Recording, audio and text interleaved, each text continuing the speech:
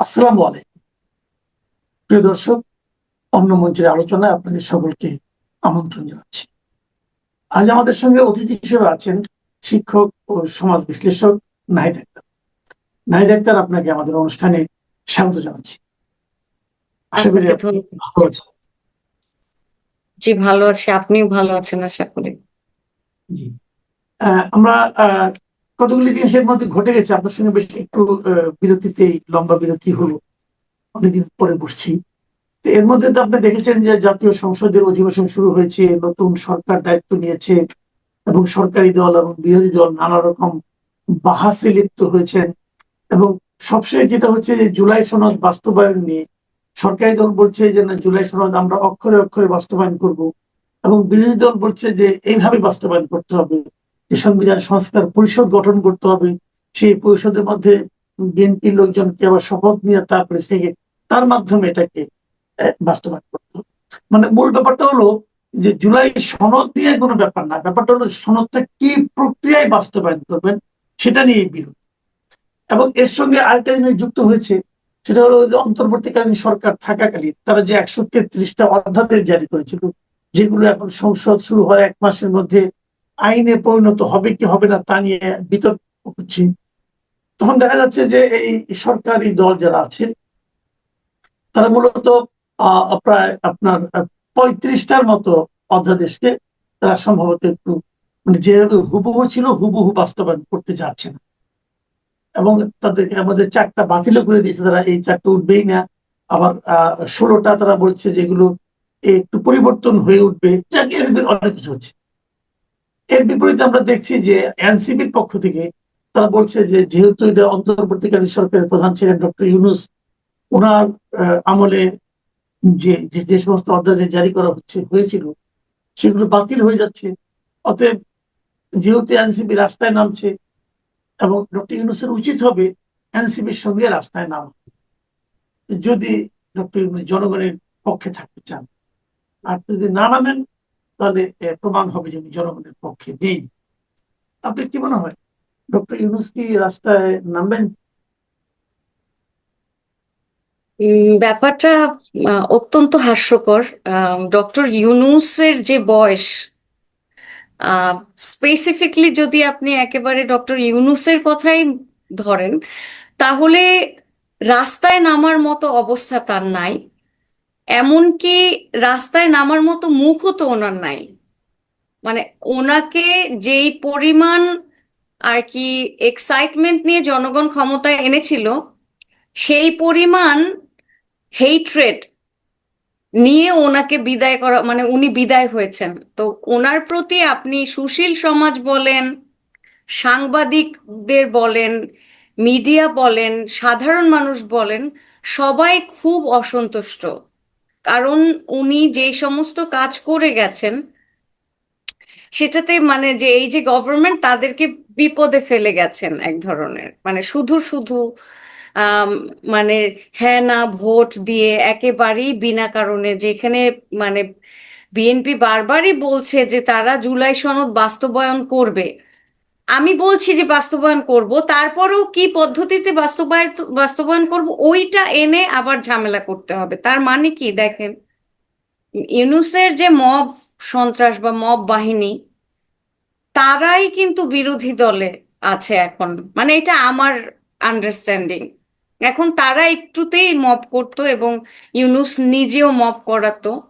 এখন এই এই যে এখন রাস্তায় যাবে, ডক্টর ইউনূসের রাস্তায় যাওয়া, সে যাবে না আমার যেটা ধারণা। আমার মনে হয় না, যদি হাইয়েস্ট হতে পারে উনি কোথাও যে 2-1 মিনিট কথা বলতে পারে, সেটাও হবে বলে মনে হয় না। দ্বিতীয়ত, অন্যান্য উপদেষ্টারা, অন্যান্য উপদেষ্টা আপনি যদি আসিফ নজরুলের ক্যারেক্টার বিশ্লেষণ করেন, তিনি হচ্ছেন সবসময় পাওয়ারের পাচাটা এবং তাদেরকে খুশি করে কথা বলা টাইপের ব্যক্তি। এবং উনি ওনার যে বক্তব্য, এটাকে একেবারে সম্পূর্ণ 360 ডিগ্রি ঘুরিয়ে ফেলতে সক্ষম। তিনি আসবেন না। এবং অন্যান্য যারা ফারুকি বা যারা খুবই লাইমলাইটে ছিল, যাদেরকে নিয়ে অনেক কথা হতো, আমার মনে হয় না এই যে নাহিদ ইসলামের ডাকে এরা কেউ খুব একটা সাড়া দিবে। এক একটা এক কথা হচ্ছে যে উপদেষ্টা পরিষদ সাড়া দিবে বলে আমার মনে হয় না। আমার ওরকম মানে কোনো ফিল আমি পাই না, এবং আমার মনে হয় না যে ওই লেভেলের কনফিডেন্স উপদেষ্টাদের আসলেই আছে। এই যে শিশু উপদেষ্টা যারা ছিল, তাদের মধ্যেও আসিফ মাহমুদ, সজীব ভুঁইয়া ছাড়া আপনি মাহফুজ আলমকে দেখেছেন সিনে? তিনি কিন্তু নাই। তিনি বলেছেন টাইম টু টাইম তার এই সমস্ত খুব একটা পছন্দ হচ্ছে না যা কিছু ঘটছে। উনি নাই, তো একজনই আছে। তো নাহিদ ইসলাম তো অলরেডি সংসদে আছেন, আর সজীব ভুঁইয়া উনি যাবে, উনি নামবেন। উনি তো পদত্যাগ করে তারপরে এসছেন, ওনার কথাটা ভিন্ন। এছাড়া যারা যারা কিনা আপনার এনসিপির না, বা এনসিপির না বলতে যে সমস্ত উপদেষ্টারা হচ্ছে এমনি জয়েন করেছিল বিদেশ থেকে এসে, এরা কেউ কখনোই নামবে বলে মনে হয় না। ওই মুখটাও নাই এবং ওই কনফিডেন্স তাদের নাই। সুতরাং আমার কোনোভাবেই মনে হয় না। এরপরে যদি আচ্ছা, আপনি বলেন যে অধ্যাদেশের কথা সেটা, এবং যে জুলাই সনদের কথা, সেটা আমি অলরেডি বলেছি। বিএনপি যদি বলে যে তারা অক্ষরে অক্ষরে পালন করবে, এরপরে তো আর কোনো কথা থাকতে পারে না। তার মানে তারা আপনার কি করবে, মনে এবং হয়, আজকে আপনার কি মনে হয় আসলে তারা অক্ষরে অক্ষরে পালন করবে? অক্ষরে অক্ষরে যে পালন করতে হবে এমন কোনো কথা কি আছে? নাই। একদম মানে ইউনুস যা বলে গেছে, যে যে সনদে যে সমস্ত ধারা উপধারা যা কিছু দিয়ে গেছে, সেগুলি যে অক্ষরে অক্ষরে একটা নির্বাচিত সরকার পালন করবে, এটা ইতিহাসে কোথাও নাই। মানে আরেকজন বলে গেছে সেগুলি তারা স্লেভের মতো, মানে একেবারে হুবহু পালন করবে কেন? এরকম বিশ্বের কোনো দেশে, মানে ইংল্যান্ড করবে? ইংল্যান্ড তো বলা হয় যে আপনার ইংল্যান্ডের পার্লামেন্ট অনেক ফেয়ার, তারা করবে? কোনো দেশ এটা করবে না, কারণ যে কোনো সরকারের নিজস্ব কিছু এজেন্ডা থাকে, তারা বুঝে। তাদের নিজেদের 31 দফা দিয়ে তারা এসছেন, তাদের নিজেদের নোট অফ ডিসেন্ট আছে, তারা নিজেরা অনেক ক্রিটিক করেছেন এই এই যে হ্যাঁ হ্যাঁ না ভোটে, রেফারেন্ডামকে, শেষে যে আহ, ভোটের কারণে একটা ইলেকট্রাল স্ট্র্যাটেজির কারণে তারেক রহমান বলেছিল, সেটা তো বোঝাই যায়। কিন্তু তারা তো বাধ্য না, হ্যাঁ হ্যাঁ, একেবারেই হুবাহু পালন করতে। এই যে এনসিপি জামাত, ওনারা যদি ক্ষমতায় আসতো, আপনি বলেন তো ওনারা কি হুবাহু যা আছে সেটা সব করতো? ওনাদের নোট অফ ডিসেন্ট ছিল না? ওনাদেরও তো ছিল। ওরা তো সাইনই করেনি। তাহলে ওই যে চোরের মার বড় গলা আছে না, ব্যাপারটা আসলে সেরকম হয়ে গেছে। এটা শুধুমাত্র কেওস বাজিয়ে রাখবে, তাদের অভ্যাস হয়ে গেছে। পুরা 18 মাস এত মব করেছে, এত, ওই যে সার্জিস আলম বলেছিল না, একদম নির্লজ্জের মতো, যে পোলাপান তো উপদেষ্টারা মিটিং করছে সেখানে গিয়েও গালাগালি করছে, মানে ডক্টর ইউনুসকে পোলাপান মিস করবে, এই হচ্ছে তাদের পলিটিক্যাল আন্ডারস্ট্যান্ডিং। তো যাদের পলিটিক্যাল আন্ডারস্ট্যান্ডিং ডেমোক্রেসিকে, যারা মবোক্রেসি মনে করে যে ফ্রিডম অফ স্পিচ মানে গালি দেওয়া, ফ্রিডম অফ এক্সপ্রেশন মানে ভাঙচুর করা, তাদের কোনো চরিত্র, মানে পলিটিক্যাল যে একটা আইডিওলজিক্যাল স্ট্যান্ড যেটাকে দেশ গড়বে, আমার তাদেরকে ওরকম কখনো মনে হয়নি এটা তাদের চরিত্র। তারা কিছু হলেই, ভালো করলেও তারা খুব বাজেভাবে সমালোচনা করবে। আর সব যে ভালো করবে, সরকার যে ভালো করে এর নমুনাও বাংলাদেশের ইতিহাসে নাই। তাদের দোষ ত্রুটি থাকবে, সেখানে যুক্তিযুক্ত সমালোচনা করবে, সেটা নর্মাল। যে মানে তার মানে আপনি বলতে চাচ্ছেন যে মানে ডক্টর আলী রিয়াজ এবং ডক্টর ইউনূস সাহেবের যৌথ প্রযোজনায় যে গিট্টু লাগানো হয়েছে, সেই গিট্টু খুঁতে খুঁতে এই সরকারে আরো বেশ কিছুদিন চলে যাবে। হ্যাঁ, গিট্টু আসলে খুলতে পারবে না, ওই গিট্টু খোলা সম্ভব না, কারণ সে চলে যাওয়ার 3 দিন আগে তার কি দরকার ছিল এগ্রিমেন্ট করা? কোনো আম, অনির্বাচিত সরকার এতটাই পাকনা যে সে পুলিশের ড্রেস পর্যন্ত চেঞ্জ করে ফেলছে। সে সব জায়গায় হাত দিয়েছে, মানে তার সব জায়গায় হাত দিতে হবে। তাকে যে নাকি সংস্কারের জন্য আনছে, কে সংস্কারের জন্য? আমি ম্যান্ডেট দিয়েছি, আপনি দিয়েছেন, কয়জন দিয়েছে তাদেরকে সংস্কার করার ম্যান্ডেট? একটা নির্বাচিত সরকার এসে সংস্কার করবে, এবং সেটাই করবে যেটা কিনা ওই নির্বাচিত সরকার রাইট মনে করে।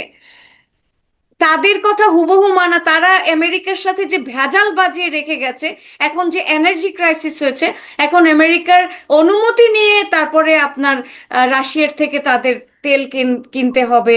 এই যে ভেজাল লাগিয়ে গেছে, যে এগ্রিমেন্টগুলি তারা করে গেছে, আমাদের কি ক্যাপাসিটি আছে ওই পরিমাণ বোয়িং কেনা আমেরিকা থেকে? তারপরে আমেরিকার প্রতি যেই নতজানু অ্যাটিচিউড তারা দেখিয়েছে, সেই আহ, এবং যা বলেছে তাই করেছে। মানে পারলে পুরা হচ্ছে আর কি দেশের সবকিছু সভারেন্টিও তাদের দিয়ে দিত। তো এই কি এত কিছু রিভাইভ করা সম্ভব হবে না। এবং আমি অনেকের সাথে কথা বলেছি, এমন কিছু গভর্নমেন্ট অফিসিয়ালসদের সাথে আমি জিজ্ঞেস করেছি যে আপনারা এই যে ইউনুসের যে চুক্তি, এইগুলি আপনারা কিভাবে সলভ করবেন। মানে বেশিরভাগই আপনাকে বলবে যে খুব কঠিন হয়ে যাবে এটাকে সলভ করা। একটা হুম। পেজ কি লাগিয়ে রেখে চলে গেছে এই লোক। আচ্ছা, এর মধ্যে আমি দেখলাম যে আমাদের পররাষ্ট্রমন্ত্রী ডক্টর খলিলুর রহমান, যিনি ইউনুস সরকারের একজন গুরুত্বপূর্ণ ব্যক্তি ছিলেন, তো উনি বলছেন যে আমরা নাকি আহ, যুক্তরাষ্ট্রের সঙ্গে এমন কোন গোলামি চুক্তি করিনি অথবা দাসত্ব দেইনি, এইগুলো উনি বলছেন। এবং বলার পর উনি রিসেন্টলি আবার ভারতেও যাচ্ছেন। তা আপনি কি হুম। মনে করেন যে ভারত থেকে উনি কি অর্জন করে আনতে পারবেন? আপনার কি ধারণা ওনাকে নিয়ে? ভারত থেকে আহ অর্জন করতেই হবে। এর কারণ হচ্ছে আপনার আমাদের যে রিজন, আমাদের যে regional politics, regional Jio politics যেটা, সেটা খুব ফেইলড একটা জিও পলিটিক্স। আপনি দেখেন ইউরোপে, ইউরোপ কনফ্লিক্টের মধ্য থেকে এই পর্যায়ে আসছে। তারপরে ওনাদের তো একে অন্যের সাথে যুদ্ধ লেগেই ছিল। ইউরোপিয়ান ইউনিয়ন করে ওনারা পিসফুলি কিন্তু তারা আছে, এবং তারা ফাংশন করছে অনেক আর কি আপনার সাকসেসফুলি ফাংশন করছে।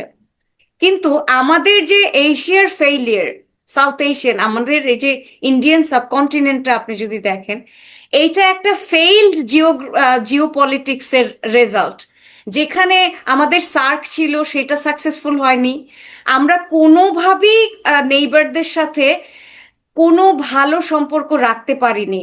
যেমন আম, আপনি দেখেন যে ইন্ডিয়ার সাথে চায়নার সম্পর্ক খারাপ, ইন্ডিয়ার সাথে পাকিস্তানের সম্পর্ক খারাপ, আমাদের সাথে পাকিস্তানের সম্পর্ক খারাপ, আমাদের সাথে ইন্ডিয়ার সম্পর্ক খারাপ। মানে সবার সাথে সবার সম্পর্ক অসম্ভব খারাপ। এখন আপনার যে নেইবার, আমাদের যে নেইবার, তাদেরকে নিয়ে আমাদের ফাংশন করতে হবে। আমরা যখন আমাদের নেইবারদের নিয়ে ফাংশন করব, তখন কিন্তু আমাদের ইকোনমিক যে ডিপেন্ডেন্সি, সেটা কিন্তু আমাদের ওয়েস্টের উপরে একটু কমে যায়। যেমন ধরেন এই যে ইরাক ওয়ার, এটা তো একেবারে সর্বজন সিদ্ধ যে আমাদের যে দুটো হেমিস্ফিয়ার আছে, western and eastern hemisphere, western hemisphere যদি এই ওয়ার স্প্রেড করে, ধরেন যুদ্ধ একেবারে খারাপ অবস্থা লেগে গেল একেবারে, আপনি যদি মানে ভূ রাজনীতিটাকে ভালো করে দেখেন, তাহলে ওদের ওদের কিন্তু জিওগ্রাফিক্যাল অ্যাডভান্টেজ, যেমন আমেরিকার যে জিওগ্রাফিক্যাল অ্যাডভান্টেজ অনেক বেশি বাংলাদেশ, মানে আমাদের ইস্টার্ন হেমিস্ফিয়ারের থেকে। ইস্টার্ন হেমিস্ফিয়ারের এমনই একটা অবস্থা যে যে যুদ্ধটা হচ্ছে হচ্ছে হচ্ছে হলো আপনার ইস্টার্ন হেমিস্ফিয়ারে। এবং এইখানে আমরা মানে একে অন্যের সাথে ওই যে মানে স্ট্রেট অফ হরমুজ যেটা, ওইটার উপরে আমরা এতটাই ডিপেন্ডেন্ট। এবং আমাদের যে এই যে দেখেন এনার্জি ক্রাইসিস, সবার আগে ভিকটিম হচ্ছে কারা? গরিব দেশরা। এবং এই ভিকটিম দেশগুলির মধ্যে আমরা কিন্তু একেবারেই টপ লিস্টে আছি। এবং এই জিনিসটা কে সলভ করতে পারে? Global cooperation. আপনার সেই গ্লোবাল কোঅপারেশনকে আপনি যদি মিনিমাইজও করে আনেন, তাহলেও আপনি দেখবেন যে রিজিওনাল যে কোঅপারেশন, সেটা অসম্ভব দরকার। এই সময়ে যদি আমরা একে অন্যের পাশাপাশি রাষ্ট্র, ইভেন পাকিস্তানের সাথেও আমাদের জিওপলিটিক্যাল ক্রাইসিস, ওয়ার যদি থেকেও থাকে, বিজনেস করতে তো কোনো সমস্যা নাই। আপনি দেখেন সৌদি আরব বা গালফ বা জিসিসি রাষ্ট্রগুলি, তারা কিন্তু ইসলামিক ভ্যালিউজ হোল্ড করে। এর এই যে ইসলামিক ভ্যালিউজ হোল্ড করার পরেও আইডিওলজিক্যাল ডিফারেন্স একদম পুরো নর্থ পোল আর সাউথ পোল, স্টিল জিসিসি কান্ট্রিগুলির সাথে আমেরিকার আর ওয়েস্টের যে সম্পর্ক, তা তো বেস্ট ফ্রেন্ডের মতো। তাদের business relationship, petro dollar agreement, এবং মানে সৌদি আরব সহ মানে আরবের যে জিসিসি কান্ট্রিগুলোর কে ধনী কে বানিয়েছে, তাদের এগ্রিমেন্টগুলি, পেট্রো ডলার এগ্রিমেন্টই তো তাদের এই পর্যায়ে এনেছে। এবং তাদের ট্রেড রিলেশনশিপ দেখেন, কারো আইডিওলজি ধারণ করার প্রয়োজন নাই তো, কিন্তু আমি তার সাথে ব্যবসা করতে পারি, যেটা কিনা আমেরিকা চায়না করছে। আমেরিকা চায়নার সম্পর্ক এত খারাপ, কিন্তু তাদের ব্যবসায়িক সম্পর্কটা ভালো। কিন্তু আমাদের দুর্বলতাটা কি জানেন? আমরা সৌদি আরবের থেকেও বেশি মুসলমান হয়ে গেছি, এবং আমরা ভারতকে শত্রু মনে করি, কারণ ভারত হচ্ছে হিন্দু রাষ্ট্র। আর পাকিস্তানকে আমরা বন্ধু মনে করি, কারণ পাকিস্তান হচ্ছে আপনার মুসলিম রাষ্ট্র। কিন্তু এই যে আরবে কত 27-28টা যে দেশ, এতগুলি দেশ, তাহলে এই দেশগুলি এক দেশ হতো না যদি ধর্মের ভিত্তিতে একটা দেশই হয়? তাহলে তো ওই আরবের সব দেশ আর পৃথিবীর সব মুসলিম দেশ একটা দেশে পরিণত হয়ে যেত, একটা আলাদা কন্টিনেন্ট হয়ে যেত। এটা হয় না। ব্যবসায়িক সম্পর্ক, strategic relationship, political relationship, economic relationship, এগুলির সাথে একটা রাষ্ট্রের আইডিওলজি আর ভ্যালিউ এক করলে হবে না, যেটা আমরা করে ফেলেছি। যার ফলে আমাদের জিওপলিটিক্যাল রিলেশনশিপ অত্যন্ত খারাপ, যার কারণে এই কান্ট্রিগুলির ইকোনমি উন্নত হয় না। কারণ আমরা একসাথে এই যে ক্রাইসিসগুলিকে মোকাবেলা করতে পারছি না। যেমন ডিজেল আসছে ইন্ডিয়া থেকে, ডিজেল কিন্তু ভালো, হালাল, কারণ ওইটা এখন নিতে পারবো, কারণ ওইটার ক্রাইসিস আছে। কিন্তু দেখেন অন্য অন্য যত যে প্রোপাগান্ডা আমরা চালাই, তো এই যে গেছে মন্ত্রী, আমি এটাকে অ্যাপ্রিসিয়েট করি। আমি তো মনে করি যে আমাদের আশেপাশে যত রাষ্ট্র আছে, সব সম্পর্ককে রিপেয়ার করে বর্তমান যে ওয়ার ক্রাইসিস, সেই ক্রাইসিসকে কি পদ্ধতিতে, কোন স্ট্র্যাটেজিতে মোকাবেলা করতে হয়, তাদের সেইটা করতে হবে। এনার্জি ক্রাইসিসগুলি অ্যাজ এ রিজিওনাল যে স্ট্রেংথটা, সেটাকে রিগেইন করে আনতে হবে। না হয় ওই ওয়েস্টার্ন হেমিসফিয়ার যেভাবে সাকসেসফুল হয়েছে, তাদের যে জিওগ্রাফিক্যাল অ্যাডভান্টেজ আছে, ওই জিওগ্রাফিক্যাল অ্যাডভান্টেজ আমাদের কিন্তু নাই। আমেরিকার যে নেভিগেবল রিভার, তাদের প্রত্যেকটা জায়গায়, আমেরিকার সবচেয়ে বড় স্ট্রেংথ হচ্ছে গিয়ে তাদের জিওগ্রাফিক্যাল লোকেশন এবং ওয়াটার সোর্স। প্রত্যেকটা স্টেটে মিসিসিপি রিভারটা যে প্রত্যেকটা স্টেটে প্রবেশ করেছে, কার্গো শিপ সব জায়গায় প্রবেশ করতে পারে। ওইটা আমাদের দেশে আছে মোটামুটি, কিন্তু আমরা পারি নাই। কিন্তু অ্যাজ এ রিজিয়ন ওই অ্যাডভান্টেজ কিন্তু আমাদের নাই, যেটা ওয়েস্টের আছে। তো ওয়েস্ট এতটা ক্রাইসিসে পড়বে না যতটা আমরা পড়বো। কিন্তু এই ক্রাইসিস মোকাবেলা করার জন্য সরকার যদি স্মার্ট হয়, তাহলে অবশ্যই তার নেইবারদের সাথে স্ট্র্যাটেজিক রিলেশনশিপ করে ইকোনমিক ক্রাইসিস এবং এই এনার্জি ক্রাইসিস, ফুড ক্রাইসিস, সব ক্রাইসিস সলভ করতে হবে। There is no way escape. একদম। জি, অনেক ধন্যবাদ, অনেক ধন্যবাদ ভাই আক্তার। আপনি যেভাবে আশা করলেন, আমরাও আশা করি ডক্টর খলিলুর রহমান, যেখানে গিয়ে অনেক বিশাল যোগ্য হিসেবে বিবেচনা করেই সমস্ত রীতিনীতি ভেঙেই তাকে কিন্তু পূর্ববর্তী অন্তর্বর্তীকালীন সরকারের একজন উপদেষ্টা হওয়া সত্ত্বেও এই সরকার থেকে একটা বড় গুরু দায়িত্ব দিয়েছে। সেই দায়িত্ব উনি তার প্রথম সফরে ভালোভাবে পালন করে আসুক, এই প্রত্যাশা করি। কারণ উনি যদি ভালো কিছু করেন, সেটা ওনার যতটা না লাভ হবে, তার চেয়ে বেশি লাভ হবে আমাদের জাতির, দেশের। সেটা অবশ্যই আমরা চাইবো। আপনি ভালো থাকবেন, খাওয়ার কথা হবে। এখন এই পর্যন্তই। আল্লাহ হাফিজ। Thank you.